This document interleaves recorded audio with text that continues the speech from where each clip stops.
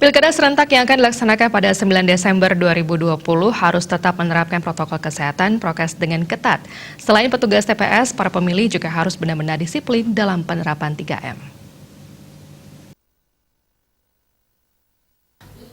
Dekan Fakultas Hukum Universitas Udayana, Putu Gede Arya Sumertayase menyatakan protokol kesehatan sangat penting dilaksanakan dimanapun berada, terlebih pada saat Pilkada serentak 9 Desember mendatang. Ketegasan dalam penerapan protokol kesehatan harus benar-benar diawasi.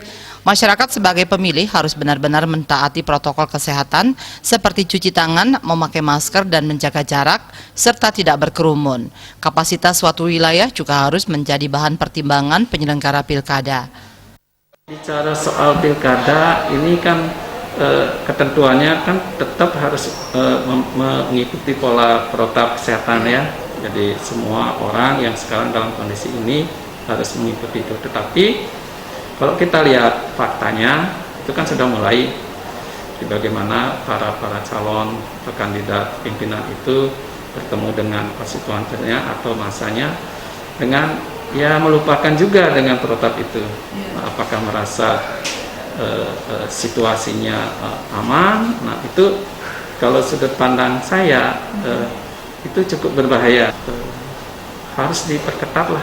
Jadi kalau sekarang kan pengawas Bawaslu itu yang punya pekerjaan. Jadi harus benar-benar dia melihat bagaimana di mana para calon itu untuk bertemu dengan masanya supaya tidak terjadi lagi tentang bertambahnya jumlah orang yang terpapar. Guna memaksimalkan jumlah pemilih, pasien yang berada di rumah sakit diharapkan tidak golput.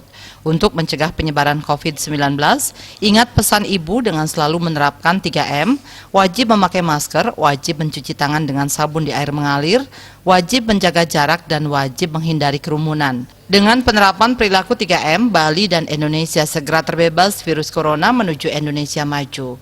Desak Aryani, Bali TV.